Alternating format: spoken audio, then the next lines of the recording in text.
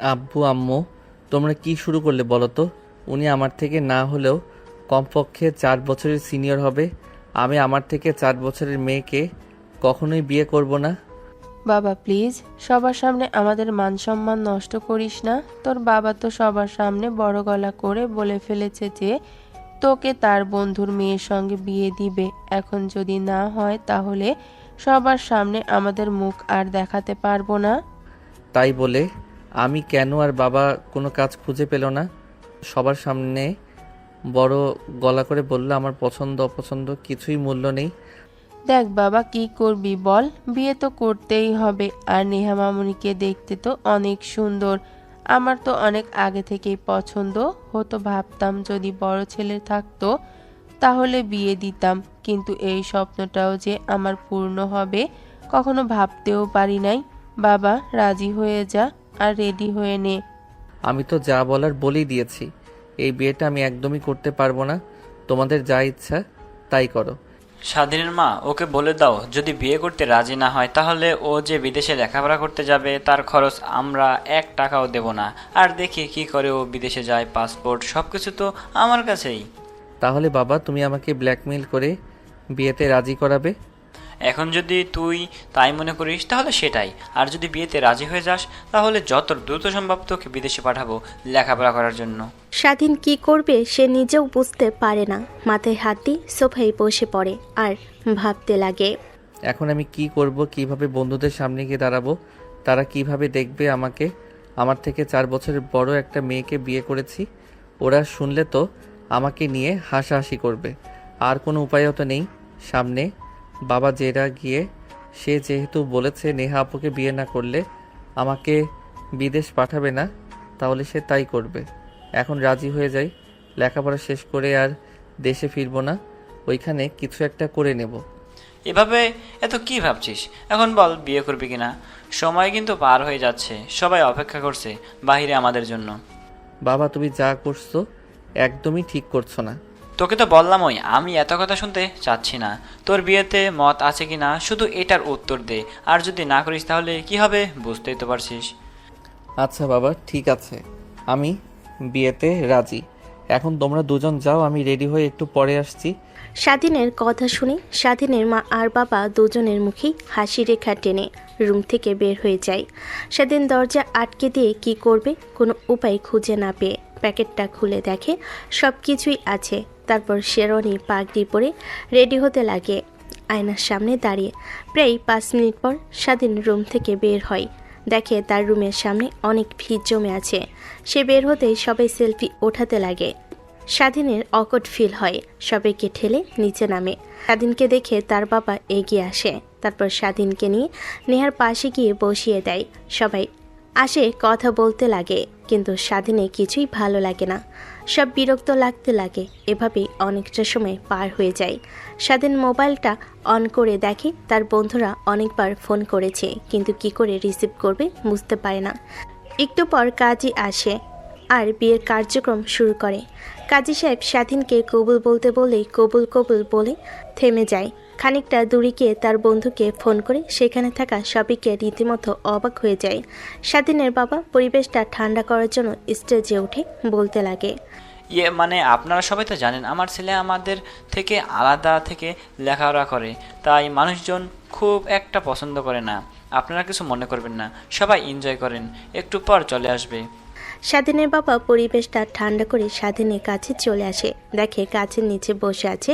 পুকুরের দিকে তাকিয়ে কিছু না বলে স্বাধীনের পাশে বসে পড়ে। স্বাধীন পাশে তাকিয়ে তার বাবাকে দেখে দৃষ্টি সরিয়ে আবার পুকুরের দিকে তাকিয়ে থাকে। দেখ বাবা, আমরা যা করছি তোর ভালোর জন্যই করছি। দেখ ওইখানে মেয়েটার মান সম্মান নষ্ট হয়ে যেত যদি তোর সাথে বিয়ে না হতো। আর আমি কিভাবে আমার চোখের সামনে একটা মেয়ের জীবন নষ্ট হতে দেখি বল? প্লিজ আমাকে ভুল বুঝিস না বাবা, সময় হলে ঠিকই বুঝতে পারবে সব। তাই বলে আমি ছিলাম, ওইখানে তো আরও অনেক ছেলেরাই ছিল। তাদের তোমার চোখে পড়লো না আমাকেই কি না? যাক, যা করেছো ভালোই করেছো। বাসায় গিয়ে আমার পাসপোর্ট ভিসা সব ফিরিয়ে দেবে। তোমার কথা আমি রেখেছি, তুমি আমার কথা রাখবে। ঠিক আছে বাবা, আমি এখনই সব কিছু রেডি করতে বলছি, কাল সকালে সব পেয়ে যাবি। কথাটা বলে স্বাধীনের বাবা তার কাছ থেকে উঠে চলে যায়। স্বাধীন অনেকক্ষণ বসে থাকে। একটু পর উঠে আবার স্টেজে উঠে নেহার পাশে বসে থাকে। রাত অনেক হলে স্বাধীন আর নেহাকে একটা রুমে নিয়ে যায় সবাই। নেহার বান্ধবীরা স্বাধীনকে অনেক লজ্জা দিতে লাগে, কিন্তু স্বাধীন শুনেও না শোনার ভান করে থাকে। রুমে ঢুকে বেলকুনিতে গিয়ে বসে থাকে। একটু পর সবাই চলে যায়। নেহা ঘুমটা দিয়ে খাটের উপর বসে থাকে। স্বাধীনের আসার অপেক্ষা করতে লাগে। অনেকটা সময় পার হয়ে গেলেও যখন স্বাধীন আসে না, তখন নেহা উঠে বেলকুনির দিকে আসে। তখনই দেখে স্বাধীন কারোর সঙ্গে ফোনে কথা বলছে। আরে আমি কি করব বলো, আমার তো কোনো কথাই বাবা রাখিনি। আমি বললাম আমার থেকে অনেক সিনিয়র মেয়ে, আর আমি কখনো দেখিও নি কেমন দেখা যায়, তার সঙ্গে কিনা হুট করে বিয়ে দিয়ে দিল। অনেক মানা করেছি, কান্না পর্যন্ত করেছি, কিন্তু কোনো কথাই রাখিনি। ওই বলল যে বাহিরে যেতে দিবে না, লেখাপড়া করার জন্য টাকা পয়সা দেবে না, পাসপোর্ট ভিসা কিছুই দেবে না। কি করব কিছুই বুঝতে পারছি না। পরে রাজি হয়ে যায় বিয়ে করতে। বাবা বলল কালকে সকালেই সব দিয়ে দেবে আমাকে। প্লিজ তুই কালকে রাতের প্লেনের টিকিট কেটে দে আমার জন্য, আর তোর জন্য কেটে রাখ। আর লেখাপড়ার খরচ তো এটা ওনাদের কাছ থেকে না নিলেও হবে। ওইখানে গিয়ে পার্ট টাইম জব করে না হয় আমি আমার খরচ চালাবো। নেহা বেলকনির সামনে দাঁড়িয়ে সব শুনতে পায়। তার চোখ বেয়ে অঝরে পানি বের হয়ে আসতে লাগে, কিন্তু কি আর করার, সব তার কপালের দোষ। নিজের থেকে যাকে বেশি ভালোবাসলো, বিশ্বাস করলো, আর সেই কিনা প্রতারণা করলো। আর এই ছেলেটাকে তো ভালো করে চিনি না, এটাই হবে আশা করেছিল সে। কান্না বন্ধ করে দিয়ে ওয়ার্ড্রোব থেকে জামা কাপড় বের করে ওয়াশরুমে চলে যায় চেঞ্জ করার জন্য। চেঞ্জ করে এসে রুমে ঘুমিয়ে পড়ে। অন্যদিকে স্বাধীন তার বন্ধুর সঙ্গে কথা বলতে বলতে কখন যে বেলকুনিতে ঘুমিয়ে যায় বুঝতে পারে না। সকাল হলে রোদে তীব্র আলোতে স্বাধীনের ঘুম ভেঙে যায়। উঠে পড়ে নিজের বেলকুনিতে আবিষ্কার করে। অবাক হয়ে যায়। তখন মনে পড়ে যায় রাতের কথা। তারপর উঠে রুমে আসে, দেখে খাটের কোণে একটা মেয়ে শুয়ে আছে। চুলের জন্য ভালোভাবে মুখটাও দেখা যাচ্ছে না। স্বাধীন সেই দিকে আর না তাকিয়ে তার পুরাতন জামা কাপড় পরিধান করে নেয়। সোফায় বসে বন্ধুদের সঙ্গে মেসেজ করতে লাগে। এমন সময় দরজায় নক হয়। স্বাধীন উঠে দরজাটা খুলে দেখে তার মা। মা, তুমি এসেছো, আর এত সকালে? বাসায় যাব কখন? হ্যাঁ, আর বলল তোকে ডেকে দিতে, তাড়াতাড়ি রেডি হয়ে নিচে আয়। আর আজকে তো তোর আঙ্কেল যেতে দেবে না, তোর বাবাকে বলল আরো 2-3 দিন এখানেই থেকে যেতে। কি যে করে তোর বাবা এখন। মা প্লিজ, তুমি বাবাকে গিয়ে একটু বোঝাও, আমাকে আজ বাসায় যেতে হবে। আর বাবা তো বলল যে সকালে 5 ফুট ভিসা আর কলেজের স্কলারশিপটা আমাকে ফিরিয়ে দেবে। আরে এই মাত্র বিয়ে করলি, কয়েকটা দিন স্ত্রীকে সময় দে, তারপর না হয় চাস এ তাড়াহুড়ো করিস কেন? আর তুই গেলেই তো আর তোর কলেজ শুরু হবে না। আমি শুনেছি এখনো 4-5 মাস দেরি আছে। না মানে বা এখন তো চাবো না, আমি বুঝতে পারছি। আর আমি পাসপোর্ট ভিসা আর স্কলারশিপটা আমার কাছে রেখে দিতাম, তোমরা যখন বলবে তখন না হয় যেতাম। এই তো আমার লক্ষ্মী বাবাটা সব বুঝতে পারছেন। আচ্ছা, আমি তোর বাবাকে গিয়ে বলছি আমরা আর থাকবো না, চলে যাব বাসায়। এখন তুই তাড়াতাড়ি করে ফ্রেশ হয়ে নিচে আয় বৌমাকে নিয়ে। কথাটাও বলে স্বাধীন মা চলে যায়। স্বাধীন মুখে বাঁকা একটা হাসি রেখা টানে। তারপর সেখানে আর না দাঁড়িয়ে বেলকনির কাছে আসে। নিচে তাকিয়ে দেখে সবাই অনেক আনন্দ করছে, আর তার যেন এসব দেখে অনেক রাগ হতে লাগে। রাগে মুষ্টিবদ্ধ করে দেওয়ালে একটা ঘুষি দেয়। হাত ফেটে রক্ত পড়তে লাগে। সেই দিকে কোনো কর্ণপাত নেই। তখন এই রুমের মধ্য থেকে শব্দ হয়। বুঝতে পারে নেহা উঠে গিয়েছে, তাই হাত কোনো রকমে ধরে রুমে এসে দেখে নেহা নেই। ওয়াশরুমের দরজাটাও খোলা, তাই ওয়াশরুমে গিয়ে হাত পরিষ্কার করে নেয়। নিচে এসে দেখে সবাই খাবার টেবিলে বসে আছে। স্বাধীন মাথা নিচু করে টেবিলে বসে খাবার খেতে লাগে। কি হয়েছে বাবা, এত শরম পেতে হবে না। তোমার বয়সেরও অল্প বয়সে আমি বিয়ে করেছিলাম তোমার আন্টিকে, তাও আবার লুকিয়ে।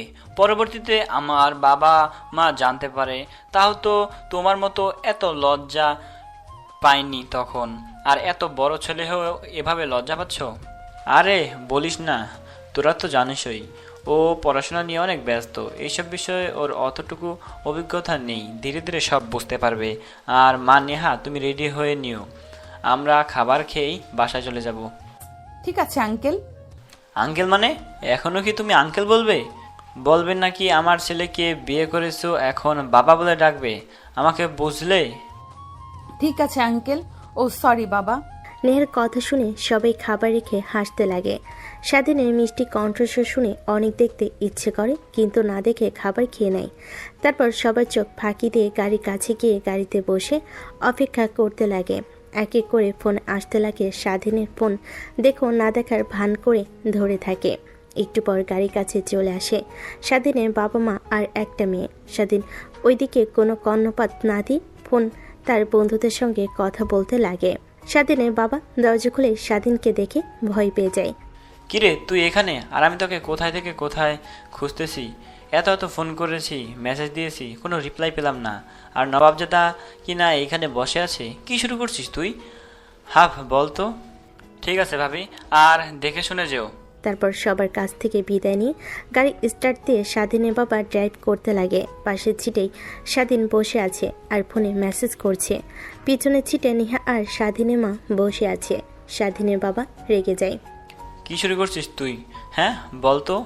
এত করে বলছি, তোর কানে কি কিছুই যাচ্ছে না? দেখ তো একবার, তোকে কয়টা ফোন করেছি, কয়টা মেসেজ দিয়েছি, এতগুলো মানুষের সামনে আমাকে অপমান করলি কেন তুই? সবাই কত কথা বলছিল, জোর করে তোকে বিয়ে দিয়েছি তাই ভেঙে গিয়েছিস। যদি গাড়ির মধ্যে বসে না থাকতি তাহলে তো আমার মান সম্মান পুরোই চলে যেত। তুমি তো শুধু পেয়েছো, তোমার মান সম্মান ছাড়া আর কি আছে? হ্যাঁ, তোমার কথা মতো বিয়ে করেছি, তার মানে এই না যে তোমার কথা মতো চলতে হবে। আমার জীবন আমি যেইভাবে ইচ্ছে সেইভাবে চলবো। তোমাদের যদি পছন্দ হয় তাহলে বলবে, না হলে দরকার নেই। স্বাধীনে কেমন উচ্চস্বরে কথা বলা দেখে স্বাধীনের বাবা মা সবাই অবাক হয়ে যায়। গাড়ির মধ্যে শুনশান নীরবতা। একটু পর বাড়ির সামনে এসে গাড়ি দাঁড়ায়। স্বাধীন গাড়ি থেকে নেমে সোজা তার রুমে চলে যায়। দরজা আটকে দিয়ে জামা কাপড় গুছিয়ে লাগেজে রাখতে লাগে। স্বাধীনের মা এসে দরজায় নক করতে লাগে। কে বাবা, কি হয়েছে? তুই এভাবে রাগান্বিত হয়ে গাড়িতে বসেছিলি, তোর বাবার সঙ্গে রাগান্বিত হয়ে কথা বলি, এখন আবার রেগে রুমের দরজা আটকিয়ে দিয়ে আসছিস। কি হয়েছে আমাকে বল। স্বাধীন লাগেজটা খাটের নিচে লুকিয়ে রাখে। তারপর স্বাভাবিক হয়ে দরজা খুলে দিয়ে একটা হাসি দিয়ে বলতে লাগে, মানে সরি মা। আর গাড়ির মধ্যে তখন ডেকে কথা বলার জন্য সরি, তখন মাথা ঠিক ছিল না। তুমি তো জানোই মানুষ ওজন আমি একদমই পছন্দ করি না, আর এত হইচই কথা বলা পছন্দ হচ্ছিল না, তাই আর কি গাড়িতে এসে বসেছিলাম। এইসব আমাকে বলে আর কি হবে? তোর যা, তোর বাবার কাছে থেকে গিয়ে ক্ষমা চেয়ে আয়, আর রুমটা কি হাল করে রেখেছিস আমি সব গুছিয়ে দিচ্ছি। মা মা মা তোমার রুম গোছাতে হবে না, চলো আমার সাথে বাবার কাছে। আচ্ছা চল তাহলে তোর বাবার কাছে। আমাকে আর রুম পরিষ্কার করতে হবে না, এখন থেকে তোর রুম পরিষ্কার করে রাখার লোক নিয়ে এসেছি। নেহামা যাও, আজ থেকে এটা তুমি তোমার নিজের রুম মনে করো। ঠিক আছে আন্টি। ও সরি মা। এইবার ঠিক আছে, এখন থেকে ঠিক এইভাবেই আমাকে ডাকবা। আচ্ছা মা, আপনারা তাহলে যান, আমি কাপড়গুলো গুছিয়ে রাখি আর ফ্রেশ হয়ে আসছি। স্বাধীন আর তার মা নিচে বসার রুমে চলে আসে। এসে দেখে বসার রুমে তার বাবা মনমরা হয়ে বসে আছে। স্বাধীন বাবার কাছে গিয়ে বসে। তারপর ক্ষমাশীল কণ্ঠে বলতে লাগে, বাবা আই এম সরি, তখন তোমার সঙ্গে রোড ব্যবহার করার জন্য মানে আমার মাথা ঠিক ছিল না, তখন কিভাবে কি দিয়ে বলেছে তোমাকে। হ্যাঁ, আর বলতে হবে না, আমি ভালো করেই জানি আমার ছেলে রেগে আছে, তাই এখন ওই কথা বলছে। আচ্ছা বাবা, তুই এখন ঠিক আছিস, আর এই নে তোর পাসপোর্ট, ভিসা আর স্কলারশিপ। স্বাধীনের বাবার কথাটা বলতে যত দেরি, স্বাধীনের তার বাবার কাছ থেকে কাগজগুলো নিতে তত দেরি হয় না। তারপর কাগজগুলো খুলে চেক করতে লাগে। স্বাধীন দেখে অনেক খুশি হয়। তার বাবাকে জড়িয়ে ধরে উঠে গিয়ে তার মাকে জড়িয়ে ধরে। হয়েছে হয়েছে, আর এত আদিক্ষেতা করতে হবে না, এখন খুশি তো নাকি?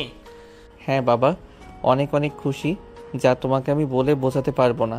তারপর স্বাধীন তার বাবা মার সঙ্গে কথা বলতে লাগে। নেহা আসলেই স্বাধীন মাথা নিচু করে সেখান থেকে উঠে রুমে চলে আসে। পিছন পিছন তার মা আর বাবা দুজনও আসতে লাগে, কিন্তু স্বাধীন কোনো কথা না শুনে তার রুমে চলে আসে। তারপর তার বন্ধুকে মেসেজ করে সব বলে। তার বন্ধু রাতের ফ্লাইটের টিকিট কেটে রেখে দেয়। স্বাধীন রুমে বসে থেকে পায়চারি করতে লাগে আর অপেক্ষা করতে লাগে রাত হবার। কিছু একটা মাথায় আসে, তাই টেবিলকে একটা কাগজে 2টা চিঠি লেখে। তারপর চিঠি 2টা খাতার নিচে রেখে দেয়। রুমে এসে নেহা দেখো না দেখার ভান করে সোফায় বসে ফোন দেখতে লাগে। সেদিন মাথা নিচু করে বেলকনিতে চলে আসে, অনেকক্ষণ দাঁড়িয়ে থাকে। রুমে ওকে দেখে নেহা তাই খাটে গিয়ে ঘুমিয়ে পড়ে। স্বাধীনের ঘুম ভেঙে যায় একটা মিষ্টি কণ্ঠে। স্বাধীন মিটমিট করে তাকাতে মেয়েটা অন্যদিকে ঘুরে তাকায়, দেখে তার মা দরজায় দাঁড়িয়ে আছে আর নেহা ওই দিকে তাকিয়ে আছে। স্বাধীন খাট থেকে উঠে মাথা নিচু করে ওয়াশরুমে চলে যায়। ফ্রেশ হয়ে মোবাইলটা হাতে নিয়ে দেখে রাত 8টা বাজে। স্বাধীনের মুখে হাসি রেখা ফুটে ওঠে। তারপর নিচে চলে আসে খাবার খাওয়ার জন্য। কি হয়েছে বাবা? তোর কোনো সমস্যা? এই অবেলায় শুয়েছিলি, কিছু হয়েছে তোর? না মা, কিছুই হয়নি। আসলে একটু শরীর ক্লান্ত লাগছিল, তাই ঘুমিয়েছিলাম। তাই বলে খাবার না খেয়ে ঘুমোবি? দুপুরেও তো অনেক ডাকলাম আমি নেহা গিয়ে, তাও তো উঠলি না। মানে সরি মা। কথাটা বলে স্বাধীন খাবার খেতে লাগে আর ফোন দেখতে লাগে। তারপর খাবার খাওয়া শেষ করে রুমে এসে বসে পড়ে সোফায়। নেহা খাবার খাওয়া শেষ করে রুমে চলে আসে। দরজাটা আটকে খাটে বসতে স্বাধীন বলতে লাগে, দেখেন, আমি জানি না আপনি কী রকম মনে করবেন আমাকে, বাট আমি এই সম্পর্কটা টিকিয়ে রাখতে একদমই চাই না। কারণ আমি চাই আমার ক্যারিয়ার দিকে ফোকাস দিতে। এই অল্প বয়সে বিয়ে করে নিজের জীবনটা নষ্ট করতে চাই না। তাই প্লিজ আমাকে আমার মতো থাকতে দিন, আর আপনি আপনার মতো। আপনি প্রেম করেন, যা ইচ্ছে তাই করেন, কখনোই আমি তাতে হস্তক্ষেপ করব না। কিন্তু হ্যাঁ, আমাদের মান সম্মান নষ্ট করবেন না প্লিজ। আর ডিভোর্স লাগলে বলবেন। ওকে, ঠিক আছে, যা তোমার ইচ্ছে। বাট একটা কথা কি জানো, বাঙালিদের মেয়েদের বিয়ে হয় একবারই, আর একবারই তারা স্বামীকে কাছে পেতে চায়। পরপুরুষদের একদমই দেখতে পারে না। তুমি ভাবলা কি করে? তারপর নেহা স্বাধীনকে অনেক কথা বলতে লাগে। সেদিকে স্বাধীন মুচকি মুচকি হাসতে লাগে। স্বাধীনের হাসি দেখে নেহা আরও অনেক রেগে যায়। তাই স্বাধীনকে আর কিছু না বলে খাটের উল্টো দিক হয়ে শুয়ে পড়ে। স্বাধীন অপেক্ষা করতে লাগে নেহা ঘুমানোর।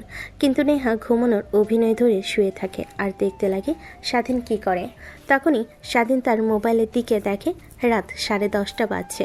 তাই স্বাধীন তাড়াতাড়ি করে খাটের নিচ থেকে লাগেজ বের করে রুম থেকে বের হয়ে যায়। নেহা চোখ খুলে সব দেখে আর মুচকি মুচকি হাসতে লাগে। হাসতে হাসতে এক পর্যায়ে চোখ বেয়ে পানি বের হতে লাগে। দৌড়ে বেলকুনিতে যায় আর দেখতে পাই স্বাধীন সদর দরজা দিয়ে চুপি চুপি বের হয়ে যাচ্ছে। পিছন ফিরতেই নেহা নিচের দিকে বসে পড়ে। স্বাধীন শেষবারের মতো তার বাড়িটা দেখে বাড়ি থেকে বের হয়ে যায়। তখনই স্বাধীনের বন্ধু এসে গাড়ি দাঁড় করায়, গাড়িতে উঠে পড়ে। তারপর সোজা এয়ারপোর্টে চলে আসে। নেহা বেলকনিতে বসে থেকে কান্না করতে লাগে। কান্না করতে করতে নেহা ঘুমিয়ে পড়ে। সকাল হলে সূর্যের আলোতে ঘুম ভেঙে যায়। তারপর উঠে হেলতে দুলতে ওয়াশরুমে চলে যায়। ফ্রেশ হতেই রাতের কথা মনে পড়ে যায়। তখনই টেবিলের দিকে নজর যায়, দেখে খাতার নিচে 2টা চিঠি। নেহা একটু অপ্রস্তুত হয়ে চিঠি খুলে পড়তে লাগে। আমি জানি যখন চিঠিটা পড়বেন তখন আমি হয়তো অনেক অনেক দূরে থাকব। আর এটাও জানি যে চিঠিটা অবশ্যই আপনি পড়বেন। দেখেন, যা বলার আমি রাতেই বলে দিয়েছি।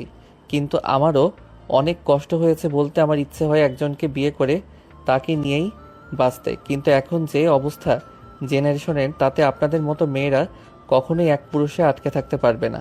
তাদের 1000 পুরুষের স্পর্শ লাগবেই। আর হ্যাঁ, একটা কথা, বিয়ে থাকা অবস্থায় একদমই এসব কাজ করবেন না। ডিভোর্স দিয়ে যা ইচ্ছে তাই করবেন। যখন ইচ্ছা হবে ডিভোর্স দিয়ে দিবেন, আমি সাইন করে দিব। আর যদি পারেন নিজেকে ধরে রাখতে, তাহলে আমি লেখাপড়া শেষ করে বাড়িতে ফিরতে ফিরতে 4-5 বছর লেগে যেতে পারে।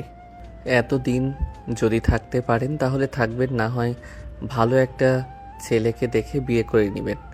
আর যদি আমার জন্যই অপেক্ষা করেন তাহলে প্লিজ বোরখা পরিধান করে বাহিরে চলাফেরা করবেন। আর দ্বিতীয় যে চিঠিটা আছে ওইটা বাবা মাকে দিবেন। আপনার পারার কোনো দরকার নেই, বাবা মাকে দিলে তারা এমনিই বুঝতে পারবে। তখনই স্বাধীনের মা বাইরে থেকে দরজায় কড়া নাড়তে লাগে। নেহার ধ্যান ভেঙে যায়। তারপর দরজা খুলে দিয়ে চিঠিটা স্বাধীনের মায়ের দিকে এগিয়ে দেয়। কি মেয়েটা এ কাজ গেছে, কি লেখা আছে? আমি তো আর পড়ে দেখিনি, আমাকে যেটা দিয়েছে ওটাই পড়েছি। তুই যেটা পড়লে ঠিক বুঝতে পারবেন মা। তারপর স্বাধীনের মা চিঠিটা পড়ে অবাক হয়ে যায়। দৌড়ে বসা রুমে চলে আসে। পিছে পিছে নেহাও বসার রুমে চলে আসে। তারপর স্বাধীনের মা স্বাধীনের বাবার দিকে চিঠিটা এগিয়ে দিয়ে বলেন, তোমাকেই আগেই বলেছিলাম ছেলেটার ওপর এভাবে জোর জবরদস্তি করো না, কিন্তু কই শুনলে আমার কথা? আর কি হয়েছে? আগে তো এটা বলবা, আর কি বলো এইসব জোর জবরদস্তি মানে? চিঠিটা পড়ো, তাহলেই বুঝতে পারবা। কান্না করতে করতে স্বাধীনের মা কথাটা বলে স্বাধীনের বাবা চিঠিটা খুলে পড়তে লাগে। প্রিয় বাবা মা, তোমরা যখন চিঠিটা পড়বে তখন আমি হয়তো অনেক অনেক দূরে থাকবো তোমাদের থেকে। ছোট থেকে বড় করেছো, লালন পালন করেছো, এর জন্য তোমাদের কাছে আজীবন কৃতজ্ঞ হয়ে থাকবো।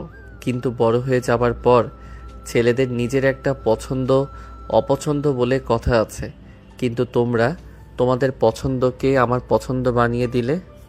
যাক, যা করেছো আমার ভালোর জন্যই করেছো, আমি এইটাই মানি। কিন্তু আমার পছন্দ কি, আমায় কি করতে চাও একটাবারও তোমরা জানতে চেয়েছো? আর জেনেই কি করবে? তোমাদের মান সম্মানটাই তোমাদের কাছ থেকে বড়, তাই তোমাদের মান সম্মান নিয়ে থাকো। আমি চলে গেলাম আমার লেখাপড়া করতে। আমার সাথে কোনো কন্ট্যাক্ট করার চেষ্টা করবা না। আমি সিম কার্ড আর মোবাইল ভেঙে ফেলে রেখে যাব বাংলাদেশ। আর হ্যাঁ, আমার সাথে যে মেয়েটার জীবন নষ্ট করে দিয়েছো তাকে ভালো একটা ছেলে দেখে আবার বিয়ে দিয়ে দিও। আর যদি আমার জন্য থাকতে চাও তাহলে নিজের মেয়ের মতো যত্ন করে রেখো। ইতি, তোমার হতভাগা ছেলে। চিঠিটা পড়ে স্বাধীনের বাবা কান্না করতে লাগে। স্বাধীনের মাও হামাও করে কান্না করতে লাগে। নেহা কি করবে বুঝতে পারে না। একটু পর স্বাভাবিক হয় স্বাধীনের বাবা মা। দুজনে সামলে নেয়। স্বাভাবিক হয়ে নেহার দিকে তাকিয়ে বলেন, মা, আই অ্যাম সো সরি। আমি জানতাম না যে আমার ছেলে এরকম কিছু করবে। যদি জানতাম তাহলে কখনোই তোমার সঙ্গে ওর বিয়ে দিতাম না। এখন তোমার কি মত? তুমি কি থাকতে চাও স্বাধীনের জন্য, নাকি নিজের জীবন নিজের মতো করে গুছিয়ে নিতে চাও? একবার যেহেতু আপনাদেরকে বাবা মা বলে ডেকেছি, তাহলে আর আপনাদের রেখে যেতে চাই না। সে আসুক, যত বছর পরই আসুক না কেন, তার জন্য অপেক্ষা করব আর আপনাদের সেবা করে যাব। নেহার কথা শুনে স্বাধীনের মা আর বাবা দুজনেই অনেক খুশি হয়ে যায় আর চোখে মুখে ফুটে ওঠে। তারপর নেহাকে জড়িয়ে ধরে কান্না করতে লাগে। নেহাও কান্না করতে লাগে। 4 বছর পর। দোস্ত, এত বছর পর বাসায় ফিরছি। আল্লাহই জানে মা বাবা কি বলে। আর আমার বউ এখনই কি আমার জন্য অপেক্ষা করছে নাকি চলে গেছে কে জানে। যদি ডিভোর্স দিয়ে চলে যেত তাহলে তো আমার কাছে কাগজ যেত। ধ্যাত, কি শুরু করলে আবার তুই নতুন করে? চুপ থাকতো, একটু ঘুমাতে দে। বাসায় গেলে সবার কথায় আর ঘুম হবে না। প্লেনে একটু শান্তিতে ঘুমাতে দে ভাই প্লিজ। শালা আমার চিন্তায় চিন্তায় মাথা থেকে চুল উঠে যাচ্ছে। আর তুই কি না শান্তিতে ঘুমাবি তা তো হবে না। এই 4 বছর বাসায় কারোর সাথে বিন্দু মাত্র কথা বলিনি, কারোর খোঁজ খবর নেইনি। এখন কি যে হয়, বাসায় গেলে আল্লাহর কাছে দোয়া করছি সব কিছু ঠিকঠাক থাকলেই হয়। স্বাধীন কথাগুলো বলে পাশে তাকিয়ে দেখে তার বন্ধু ঘুমিয়ে পড়েছে। স্বাধীনও ঘুমিয়ে পড়ে। প্রায় 2 ঘন্টা ফ্লাইট শেষে বাংলাদেশে এসে ল্যান্ড করে। দুজনেই এয়ারপোর্ট থেকে বেরিয়ে একটা গাড়ি নিয়ে নেয়। স্বাধীনের বাসার সামনে আসলেই দেখে সেই চিরচেনা বাড়িটা, শুধু রাস্তাঘাট একটু চেঞ্জ হয়েছে। বাড়িটা আগের অবস্থাতেই আছে। তারপর গাড়ি থেকে নেমে লাগেজগুলো নিয়ে তার বন্ধুকে বিদায় জানিয়ে বাসার ভিতরে প্রবেশ করে। দারোয়ান স্বাধীনকে দেখিয়ে চিনতে পারে না। এই যে কোথায় যাচ্ছেন আপনি আর এইসব ব্যাগপত্র নিয়ে? আমি এই বাড়ির ছেলে। ছেলে মানে? আমি তো শুনেছি ম্যাম আর স্যারের কোনো ছেলে নেই। ছেলে ছিল 5 বছর আগে মরে গিয়েছে। ছেলের বউ আছে এইটা শুধু জানি। দারোয়ানের কথা শুনে স্বাধীন বুঝতে পারে যে নেহা এখনও তার জন্য অপেক্ষা করে আছে, তাকে ছেড়ে চলে যায়নি। স্বাধীনের মুখে অজান্তেই হাসি রেখা ফুটে ওঠে। কি ব্যাপার, এত করে কথা বলছি আপনার কানে যাচ্ছে না নাকি? বলছি যে কে আপনি পরিচয় দেন, না হলে আপনি ভুল জায়গায় চলে এসেছেন। হয়তোবা ভালোভাবে আপনার অ্যাড্রেস দেখেন, তাহলেই আপনার যে বাসায় যাবেন সেই বাসা পেয়ে যাবেন। আমি ঠিক বাড়িতেই চলে এসেছি। এটা হাসমত শেখের বাড়ি না? হ্যাঁ, তা ঠিক। স্যারকে তো সবাই চেনে, আর বাড়িটা তো সবাই চেনে, কারণ বাংলাদেশের টপ 10 বিজনেসম্যান সে এখন। কি? হ্যাঁ, ঠিকই তো। জানেন না? খবর দেখে না নাকি? এখন সরেন তো, এত রাতে এসে শুধু শুধু ঘুমটা ভেঙে দিলেন, জানতো। দারুণের কথা শুনে স্বাধীন রেগে যায়। তার বাড়ি আর তাকে ঢুকতে দিচ্ছে না। রেগে দারুণের সঙ্গে উঁচু গলায় কথা বলতে লাগে। অন্যদিকে নেহা তার রুমে বসে কাজ করছিল। দারুণের চেঁচামেচি শুনে বেলকনিতে এসে লাইটের আলোতে স্বাধীনকে দেখে রীতিমতো অবাক হয়ে যায়। দৌড়ে গিয়ে ফোন নিয়ে বেলকনিতে এসে দারুণকে ফোন করে। দারুণ দৌড়ে ফোন রিসিভ করে। সরি ম্যাম, এত রাতে চেঁচামেচি হওয়ার কারণে। আসলে এই ছেলেটা কোথা থেকে যেন এসে বলছে সে এই বাড়ির ছেলে আর আপনার স্বামীর পরিচয় দিচ্ছে। আমি এখনই ওনাকে এখান থেকে সরিয়ে দিচ্ছি। না, উনি চাপ বলেছে ঠিক, আমার স্বামী হয়নি। আর ওনাকে আসতে দিন, লাগেজগুলো নিয়ে আসেন। মা মানে কি বলছেন ম্যাম? এগুলো আমরা তো সবাই জানি, আপনার হাজব্যান্ড মারা গিয়েছে 5 বছর আগে। আপনার এত কিছু জানতে হবে না, যা করতে বলেছি তাই করেন। নেহা কথাটা বলি ফোন রেখে দেয়। দারুণের কথাটা শুনতেই পায়ের নিচ থেকে মাটি সরে যায়। দৌড়ে স্বাধীনের কাছে যায়। মানে সরি স্যার, আসলে আমরা আপনাকে চিনতে পারিনি। আমাদের বড় স্যারই বলেছে তার ছেলে মারা গিয়েছে। আজম কাপ নিয়ে এসে তার পরিচয় দিলে একটু তো রাগ হবেই। আপনি ভিতরে যান, আমরা আপনার লাগেজ নিয়ে আসতেছি। স্বাধীন অবাক হয়ে যায়। একটু আগে যে লোকটা তাকে ভিতরে ঢুকতে দিচ্ছিল না, এখন আবার এত আদিক্ষেতা। তারপর স্বাধীন ভিতরে ঢুকে পড়ে। মেন দরজার সামনে গিয়ে দরজায় কলিং বেল দিতে লাগে। তখনই স্বাধীন মা তার রুম থেকে উঠে চোখ ডলতে ডলতে ঘরের দিকে তাকায়। দেখে রাত 12টা বাজে। এত রাতে কে আসলো প্রশ্নটা মাথায় জাগে। তারপর দরজার কাছে এসে দরজা খুলে দেয়। ঝাপসা আলোয় স্বাধীনের চেহারাটা স্পষ্ট দেখতে পায় তার মা। নিজেকে কন্ট্রোল করতে না পেরে ছেলেকে এত বছর পর দেখে জড়িয়ে ধরে। বাবা, তুই এসেছিস? এতটা বছর আমাদের থেকে দূরে থাকতে তোর কষ্ট হলো না? হয়েছে তো, বাট তোমাদের উপরে অনেক অভিমান জমাচ্ছিল, তাই আর কথা বলিনি। এখন তো চলে এসেছি। আচ্ছা বাবা, চেক করছিস? আয় আয়, ভেতরে আয়। আমি সবাইকে ডাক দিয়ে নিচে নিয়ে আসছি। কেমন শুকিয়ে গিয়েছিস? ঠিকমতো খাওয়া দাওয়া করিসনি বুঝি? কথাটা বলে স্বাধীনকে তার মা হাত ধরে বসার রুমে নিয়ে গিয়ে বসিয়ে দেয়। চিৎকার করতে লাগে। স্বাধীনের বাবা ভয় পেয়ে তড়িঘড়ি করে উঠে বাইরে এসে ছেলেকে দেখতে পায়। অন্যদিকে নেহা বুঝতে পারে, কিন্তু রুম থেকে বের হয় না। ল্যাপটপে কাজ করতে লাগে। তা এত বছর পর কি মনে করে? কি বলছো তুমি এসব? ছেলে এত বছর পর এসেছে, সেখানে খুশি হবে। আর সেখানে তুমি কিনা ছেলেকে জেরা করা শুরু করেছো। যেই ছেলে কিনা একা একা 5 বছর চলতে পারে, সেই ছেলে আমাদের ছাড়া বাকিটা পথ চলতে পারবে, তাই আর কি। বললাম, কেন এসেছো তুমি? বাবা, আই অ্যাম সো সরি। আমি বুঝতে পারি নাই যে তোমরা এতটা কষ্ট পাবে। প্লিজ বাবা, আমাকে ক্ষমা করে দাও। স্বাধীন তার বাবার পা জড়িয়ে ধরে কান্না করতে করতে কথাটা বলে। স্বাধীনকে কান্না করতে দেখে তার বাবাও কান্না করে দেয়। ছেলেকে নিচ থেকে উঠে নিজের সঙ্গে জড়িয়ে ধরে কান্না করতে থাকে আর বলতে লাগে, বুঝতে পারছি বাবা, যখন তোর উপর জুলুম করেছিলাম আমরা, তাই হয়তো তুই আমাদের ভুল বুঝে চলে গিয়েছিস। এখন তো এসেছিস, সব অভিমান ফেলে এখন থেকে এখানে থেকে যাস।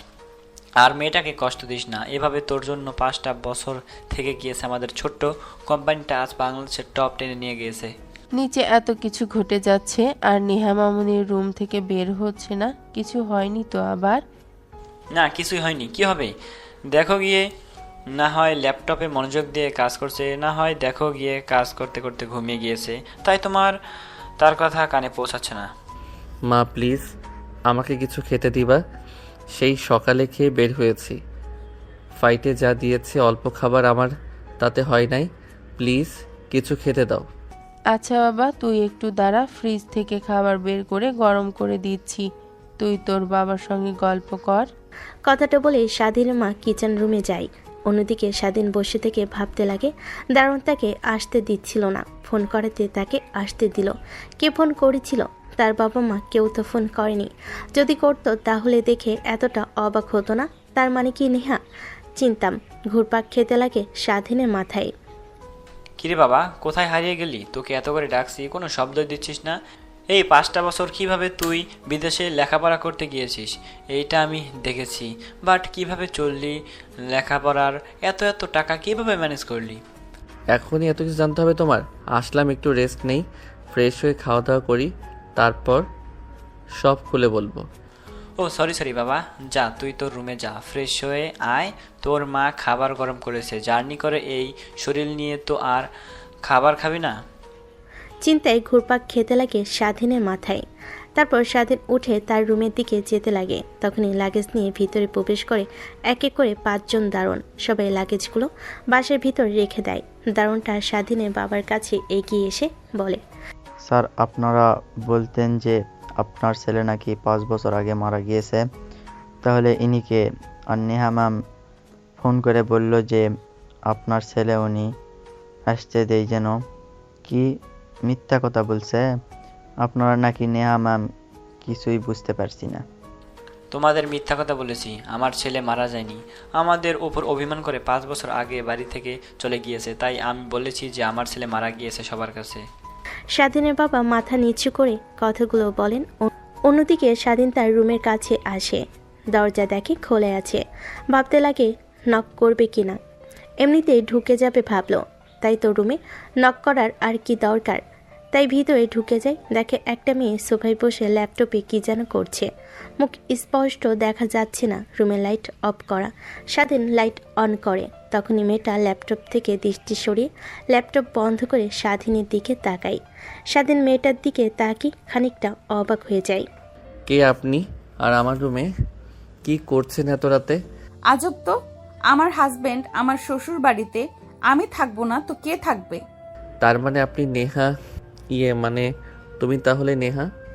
হ্যাঁ, বাট আপনি কি হুট করে রুমে ঢুকে পড়লেন, লাইট অন করলেন? না মানে ইয়েস, সরি। আর আমার নাম স্বাধীন, পারমিশন নিয়ে রুমে না আসায়। ও আচ্ছা, তার মানে আপনি সেই ছেলে যে কিনা লেখাপড়া করার জন্য বাবা মার সঙ্গে অভিমান করে বিদেশে চলে গিয়েছিলেন।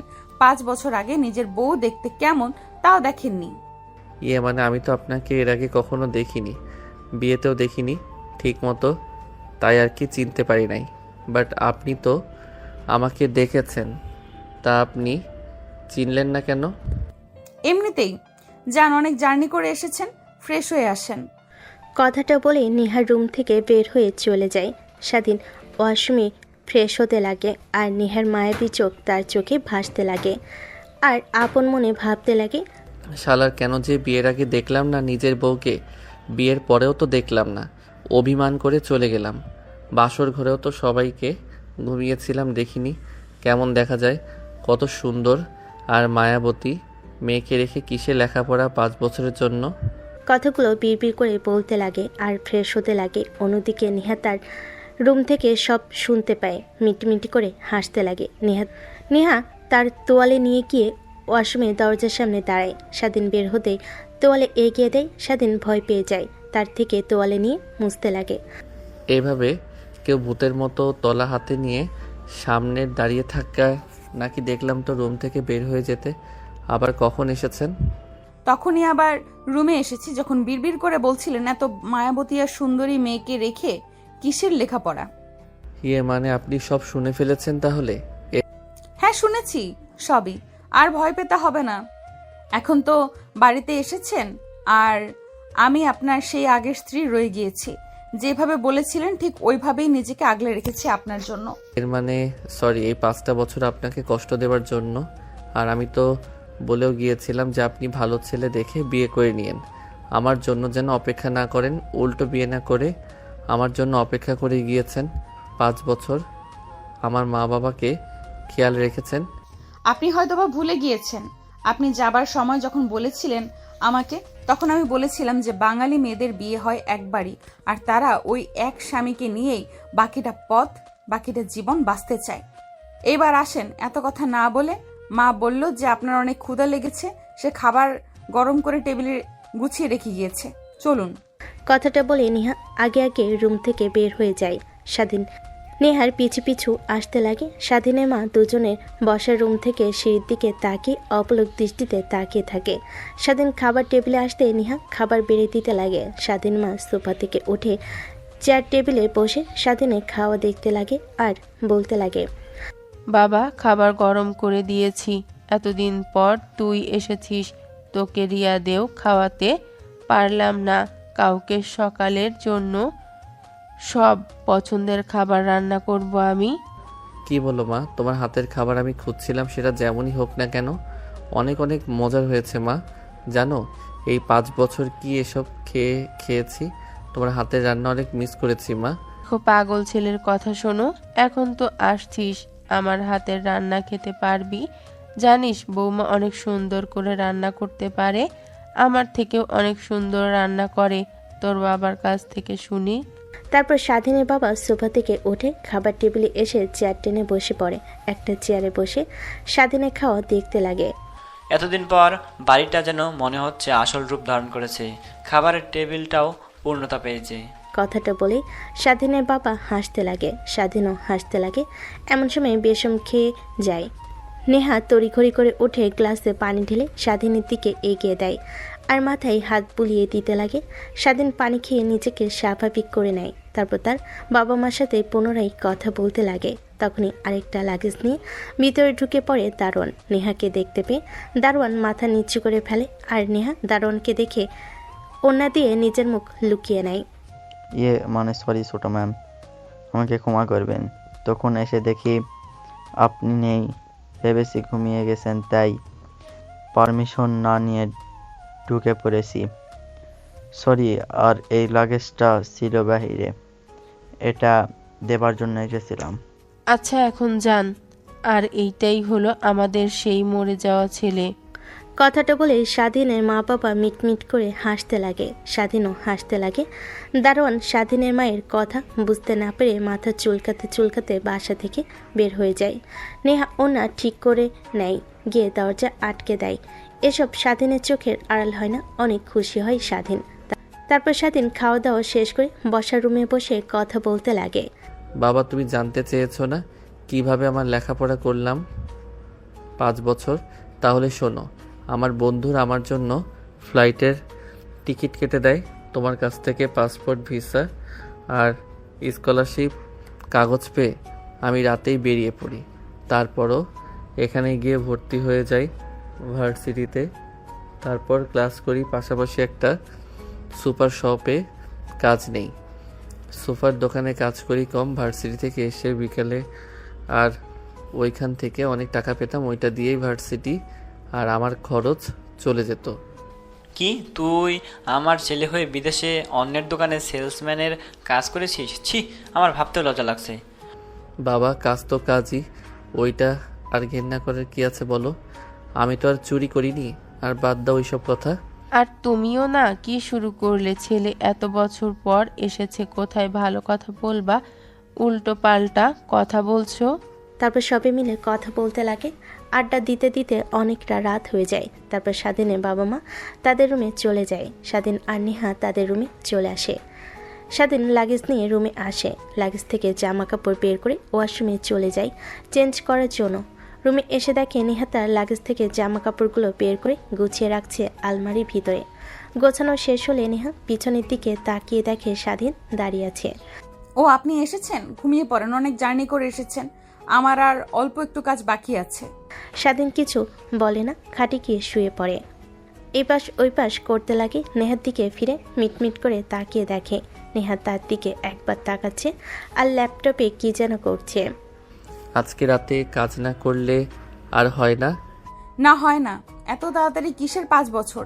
যেভাবে দেখেছেন আজকে ওইভাবেই থাকেন। না, মানে রাত তো আর কম হচ্ছে না, আর আপনি ঘুমাচ্ছেন না। একটু পর ফজরের আজান দিয়ে দেবে। আপনাকে ভাবতে হবে না, প্রচুর কাজ করে ফজরের নামাজ পড়ে ঘুমিয়ে আমার অভ্যাস আছে। আচ্ছা, আপনাকে একটা প্রশ্ন করব, প্লিজ কিছু মনে করবেন না। একটা কেন, হাজারটা প্রশ্ন করেন। আমি আপনার বিয়ে করার স্ত্রী, আপনার অধিকার আছে আমার সম্পর্কে জানার, আর আমি যা জানি আপনাকে বলার। আমি যে চিঠিতে লিখে গিয়েছিলাম যদি আমার জন্য অপেক্ষা করেন তাহলে পর্দা করে বাইরে চলাফেরা করবেন। আমি কি পর্দা করি নাকি এভাবেই খোলামেলা? না না, আপনি ভুল ভাবছেন। আমি বাহিরে পর্দা করেই চলাফেরা করি। আপনার অফিস সামলানো থেকে শুরু করে সব কিছুই আমি বোরকা পরে কাজ করি। এতে অসুবিধা হয়, বাট নিজেকে ম্যানেজ করে নিয়েছি। আপনার বলা কথা মতো নিজেকে রাখার চেষ্টা করেছি। নেহার কথা শুনে স্বাধীন অনেক খুশি হয়। অন্যদিক করে ঘুমানোর চেষ্টা করে, এক পর্যায়ে ঘুমিয়ে পড়ে। নেহার কাজ শেষ করে আজান দিলে নামাজ পড়ে নেয়। স্বাধীনকে ডাকে কিন্তু কোনো সাড়া পায় না, তাই রেখে নেহা স্বাধীনের পাশে শুয়ে পড়ে। একটু পর স্বাধীন নেহাকে কোলবালিশ মনে করে জড়িয়ে ধরে ঘুমিয়ে পড়ে। খুব সকালে নেহার ঘুম ভেঙে যায়। মিটমিট করে তাকিয়ে দেখে স্বাধীন তাকে শক্ত করে জড়িয়ে ধরে ঘুমিয়ে আছে। নেহা একটা হাসি দিয়ে স্বাধীনকে তার কাছ থেকে সরিয়ে ওয়াশরুমে যায় ফ্রেশ হওয়ার জন্য। গোসল করে বাহিরে এসে দেখে স্বাধীন এখনও ঘুমাচ্ছে। কি করবে বুঝতে পারে না। ডাক দেবে। নেহা খানিকটা ঝুঁকে স্বাধীনকে ডাক দিতে যাবে, তখনই স্বাধীনের ফোন বেজে ওঠে। স্বাধীন চোখ মেলে তাকায় নিজের উপরে নেহাকে দেখে অবাক হয়ে যায়। নেহা তড়িঘড়ি করে উঠে দাঁড়ায়। স্বাধীন ফোন রিসিভ করতেই ওপাশ থেকে বলতে লাগে, কিরে শালা, এখনো ঘুম থেকে উঠিসনি নাকি? তোর বাসার নিচে দাঁড়িয়ে আছি, দারোয়ান ঢুকতে দিচ্ছে না। বলবাসা তো তোর ওই একটা লাগেজ নিয়ে গেছিস, আমার ওইটা নিতে এসেছি। ও আচ্ছা, তাই তো বলি এতগুলো লাগে কেন? আমার আয়, ভিতরে আয়, আমার কথা বলার পরিচয় দিয়ে তাহলে আসতে দেবে। দারোয়ানরা কখনোই আসতে দেবে না। আপনি নিচে গিয়ে তাকে নিয়ে আসেন। আচ্ছা, তুই একটু দাঁড়া, আমি এক্ষুনি আসছি। কথাটা বলতে স্বাধীন ফোন কেটে দেয়। নেহার দিকে প্রশ্নবিদ্ধ দৃষ্টিতে তাকায়। নেহা বুঝতে পেরে বলতে লাগে, আপনার পরিচয় তো তাদেরকে ভালো করে দেওয়া হয়নি, আর দারোয়ানকে বলা হয়েছে যে কেউ আসলে যেন ভেতরে ঢুকতে না দেয়, কারণ বুঝতে তো পারছেন আমাদের এখন অনেক শত্রু। ও আচ্ছা, তা আপনি এত সকাল সকাল উঠে গোসল করেছেন নাকি? চুল ভেজা? স্বাধীনের কথা শুনে নেহা লজ্জা পেয়ে যায়। স্বাধীন উঠে বাসার নিচে চলে যায়, তারপর তার বন্ধুকে ভিতরে নিয়ে আসে। বাবা, তুমি কেমন আছো? আলহামদুলিল্লাহ আন্টি, অনেক ভালো আছি। তা আপনারা সবাই কেমন আছেন? আঙ্কেল কেমন আছেন? হ্যাঁ, সবাই ভালো আছে। তারপর স্বাধীনের মা স্বাধীনের বন্ধুর সাথে কথা বলতে লাগে। তখন নেহা বোরখা পরিধান করে নিচে নামে, তারপর কিচেন রুমে চলে যায় রান্না করার জন্য। স্বাধীনের বন্ধু বুঝতে পারে না, স্বাধীনকে কোনোই দিয়ে গুতা দিয়ে বলতে লাগে, কিরে, কিছুই তো বুঝলাম না, এটা কে ভূতের মতো কিচেন রুম গেল?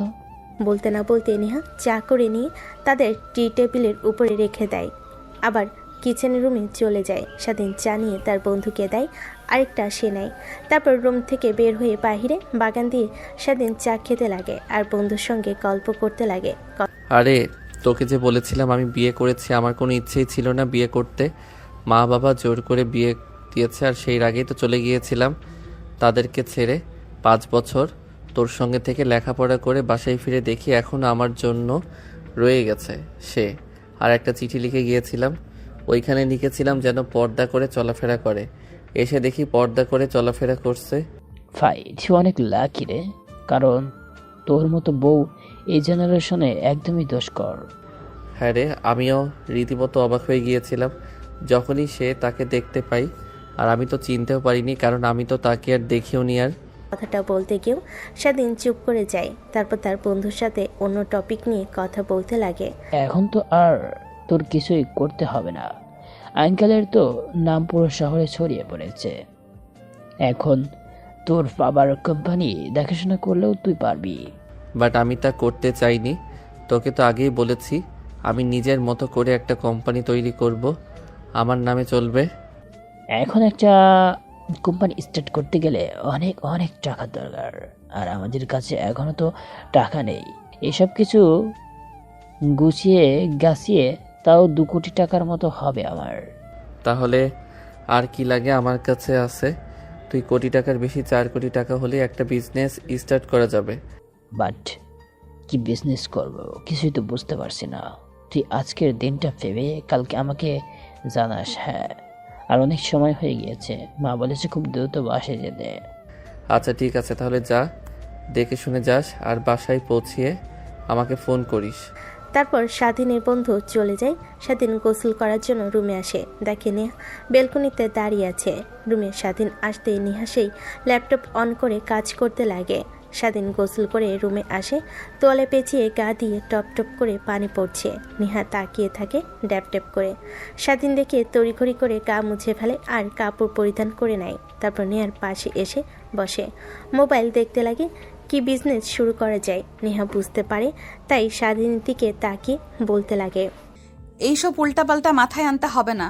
বাবার কোম্পানি অনেক দেখাশোনা করেছি, এখন আর পারবো না। তখন শাশুড়িমা বলেছিল সব তোমাকে বুঝিয়ে দিতে, আর বাচ্চা কাচ্চা নিয়ে বাসায় থাকার জন্য আমাকে। কি মা তোমাকে এই কথা বলেছে? আর আমার বিন্দুমাত্র ইন্টারেস্ট নেই। আমি চাই আমি নিজের মতো করে একটা বিজনেস শুরু করি আমার বন্ধুর সাথে। আরে পাগল হয়েছো নাকি তুমি? বাবার কোম্পানি তো বাংলাদেশের টপ 10-এর মধ্যে আছে। এটা দেখে তোমাকে আবার বিজনেস শুরু করতে হবে কেন? তুমি এটা দেখাশোনা করো, তোমার বন্ধুকে না হয় তোমার অফিসে ভালো একটা পোস্টে জব দিয়ে দাও, তাহলে তো হয়ে যায়। দেখো আমি চাই না কাউকে কৈফিয়ত দিতে, নিজের মতো করে চলবো, নিজের মতো করে সব কিছু করব। তাই আমি নিজের একটা কোম্পানি দিতে চাই। বুঝেছি, বিদেশে গিয়ে লেখাপড়া করতে করতে তোমার মাথাটা পুরোটাই গেছে। তোমারই তো অফিস, সব কিছু তোমার। আমি তো আর তোমার কাছ থেকে কিছু জানতে চাইবো না। বাবা তো আর অফিসে একদমই যায় না। এখন যা দেখাশোনা করার আমিই করি। আর তুমি কি চাও যে তোমার স্ত্রী অফিসে গিয়ে কাজ করুক আর এটা মানুষ দেখুক? কথাটা বলে নেহা উঠে চলে যায়। স্বাধীন ভাবতে লাগে নেহা যা সত্যি তাই বলেছে, তাহলে কিসে তাই করবে এসব ভাবতে লাগে। একটু পর স্বাধীনের মা এসে ডাক দেয় তাকে নিচে। স্বাধীন নিচে চলে যায় খাবার খাওয়ার জন্য। খাবার খেতে লাগে, এমন সময় স্বাধীনের বাবা বলে ওঠে, বাবা বয়স তো আর কম হলো না, এখন ঠিক মতো হাঁটতেও পারি না। তুই কি চাস না যে দাদা ডাক শুনে এই পৃথিবীর মায়া ত্যাগ করি আমি? তোর থেকে কত ছোট, পাশের বাসার রোহান। ও তুই চলে যাওয়ার কয়েক মাস পর বিয়ে করেছে, ছেলে হয়েছে, অনেক বড় হয়ে গিয়েছে, দেখা হলেই সালাম দেয়, কি সুন্দর করে কথা বলে। আমারও তো ইচ্ছে হয় না। স্বাধীনের বাবার কথা শুনে স্বাধীন নেহা দুজনেই বেশম খেয়ে যায়। পরিবেশটা স্বাভাবিক করার জন্য স্বাধীনের মা বলে ওঠে, আরে কি শুরু করলে তুমি? ছেলেটা এতদিন পর বাসায় এসেছে, ঘুরুক ফিরুক, আর এখন এই সব কথা বলতে হবে তোমার? কি লাজ লজ্জা বলতে কিছুই নেই? ও বাবা, আমি কি বললাম আমাদের কোনো কিছু নেই নাকি? আমার ইচ্ছে হয়েছে সেটাই বললাম। খারাপ কিছু বলেছি বাবা? না বাবা, খারাপ কিছু বলনি, বাট এখন সময় ওই রকম না। তারপর তুমি যেহেতু চেয়েছো বিষয়টা নিয়ে ভাববো। স্বাধীনের কথা শুনে নেহা লজ্জা পেয়ে হাত দিয়ে উঠে রুমে চলে যায়। স্বাধীন মা রেগে যায়। স্বাধীন আর স্বাধীনের বাবা মুচকি মুচকি হাসতে লাগে। আরে কি শুরু করলে বলো তো? তোমরা দুজনই মেয়েটাকে না খেয়ে চলে গেল, রাত ভোর কাজ করেছে, আবার সকালে উঠেই নাস্তায় আমাকে হেল্প করলো, আবার খাবার খেতে দিলে না। কি যে করো না তুমি। স্বাধীনের বাবা কোনো কথা না বলেই খাবার খেতে লাগে। স্বাধীনের খাওয়া শেষ হলে বসার রুমে বসে তার বাবা মার সঙ্গে আড্ডা দিতে লাগে। অন্যদিকে নেহা লজ্জা পেয়ে রুমে গিয়ে খাটের পর শুয়ে থেকে ভাবতে লাগে, কিভাবে হবেন দাদা দাদি?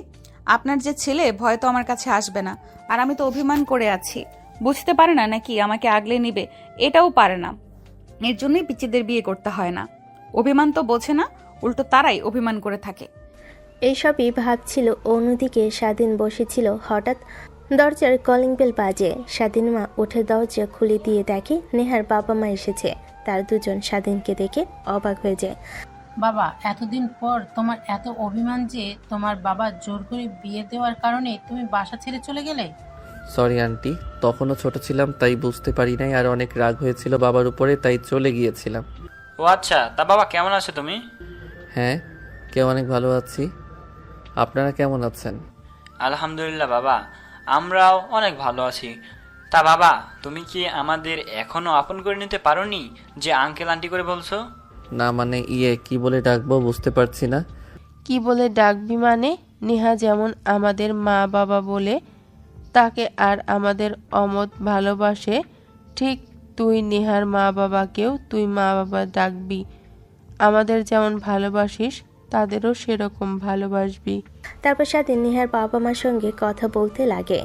অনেক সময় পার হয়ে যায়, তাই রুমে যায়। দেখে নেহা উপরের দিকে তাকিয়ে কি যেন ভাবছে আর মুচকি মুচকি হাসছে। স্বাধীন রুমে এসে দরজা আটকে দেয়। তা দেখে নেহা হকচকিয়ে উঠে বসে। মানে আপনি আর দরজা আটকালেন কেন? শোনোনি বাবা খাবার টেবিলে কি বলল? তারা দাদা হতে চায়, তাই তাদেরকে নাতি নাতনির মুখ দেখানোর জন্য যা করার দরকার সেটা তো আর দরজা খুলে করা যাবে না, তাই আটকে দিলাম। মানে দেখো, তুমি যা ভাবছো তা একদমই হবার নয়, আর একদমই কাছে আসবে না, তাহলে আমি চিৎকার দেব।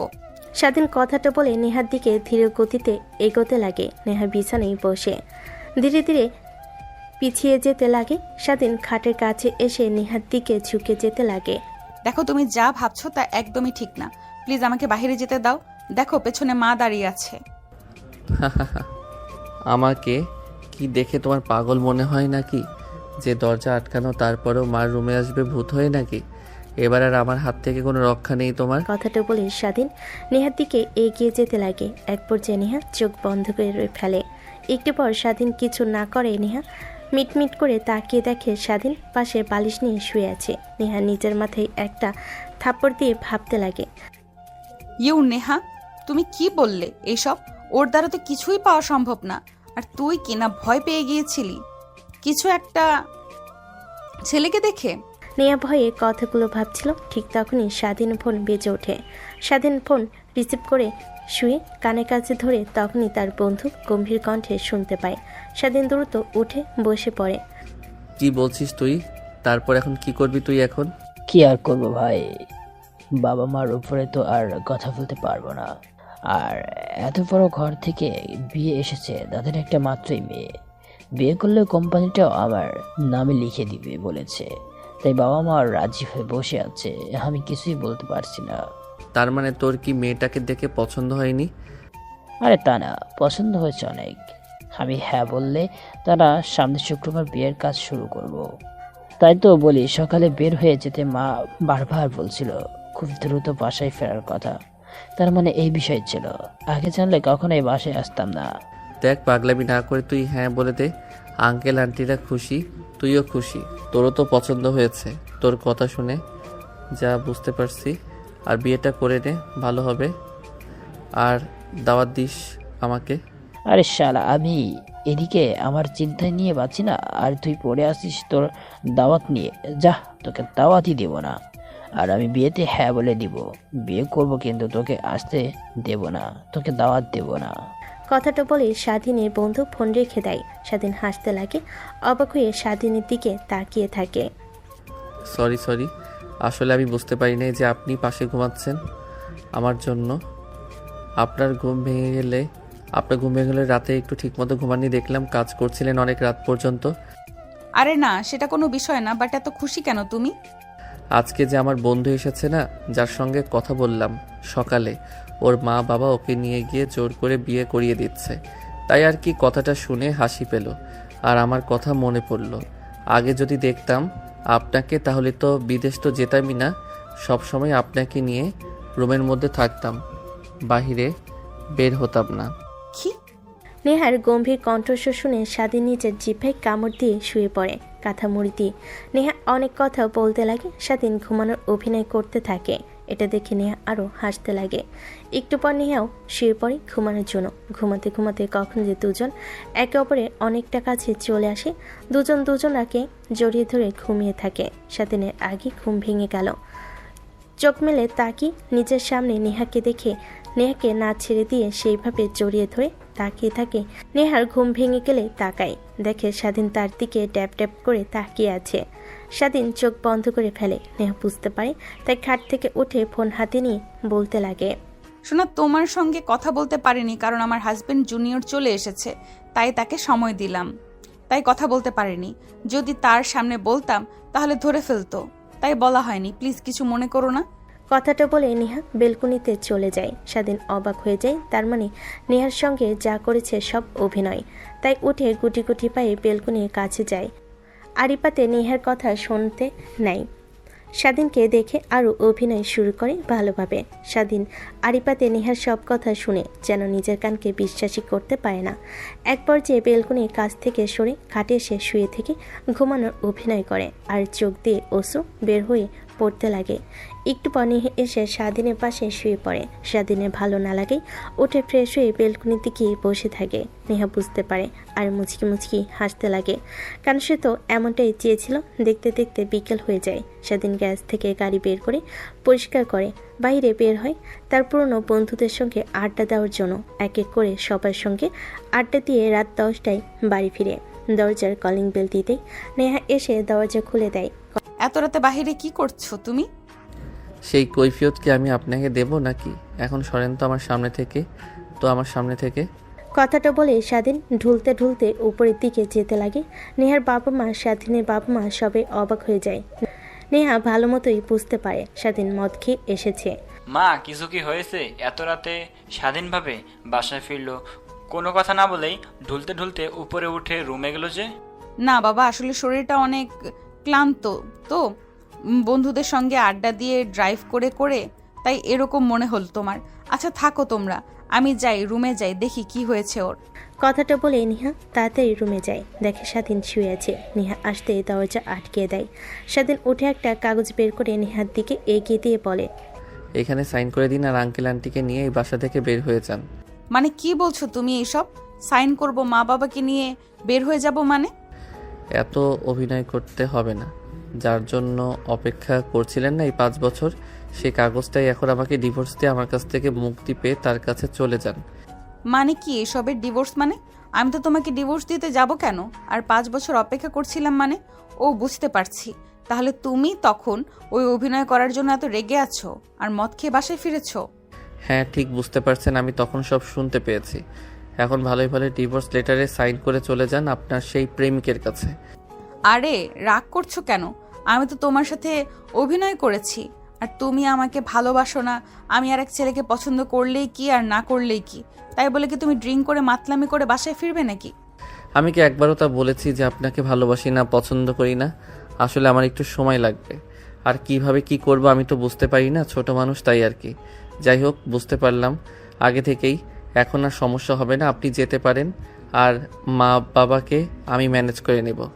প্লিজ এত রাগ করে না। আগে আমার কথাটা তুমি মনোযোগ দিয়ে শোনো, তারপরে তোমার যা ইচ্ছা তুমি তাই আমাকে বলো। তারপর নেহা স্বাধীনকে সব কিছু খুলে বলতে লাগে। ফোনটাও স্বাধীনের হাতে দেয়। নেহার ফোনটা স্বাধীন ভালোভাবে চেক করে দেখে তার ফোনে কিছুই নেই, শুধু তার কয়েকটা ছবি। তার মানে তখন আমার সাথে অভিনয় করেছেন আপনি? হাফ অভিনয় করেছি, তা না করলে তো আরো বুঝতেই পারতাম না যে পিচ্চিটাও আমাকে এত ভালোবাসে। ধ্যাত, আমি মোটেও পিচ্ছি নই। আর একটা সত্যি কথা বলবো। হ্যাঁ বলবা, বাট ওয়েট, তুমি ড্রিঙ্ক করেছো তারপর আমার সাথে স্বাভাবিকভাবে কিভাবে কথা বলছো? না মানে আমিও অভিনয় করেছি, কারণ আমি এগুলো একদমই পছন্দ করি না, তাই খাইনি। শরীরে একটু লাগিয়ে এসেছি বার থেকে, তাই এত দুর্গন্ধ বের হয়েছে। একটু ভালো লাগছে না, এগুলো খুলে ফ্রেশ হয়ে আসি। কথাটা বলেই স্বাধীন ওয়াশরুমে চলে যায়। ফ্রেশ হয়ে বাইরে বের হয়। নেহার দিকে তাকাতেও পারছে না, নিচের দিকে তাকিয়ে আছে। কি হয়েছে তোমার? কিছুই হয় নাই, অনেক ইচ্ছে করছে ছেলে বা মেয়ের বাবা হওয়ার।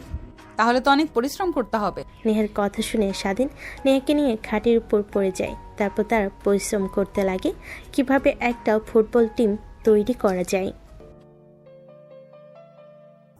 তো দর্শক, আজকের গল্পটির থেকে এখানেই বিদায় নিচ্ছি, আর অপেক্ষা করুন পরবর্তী গল্পের জন্য। সেই পর্যন্ত ভালো থাকবেন এবং লাইক, কমেন্ট, শেয়ার করে আমাদের সাথেই থাকুন। আর নতুনরা কিন্তু সাবস্ক্রাইব করতে ভুলবেন না। আল্লাহ হাফেজ।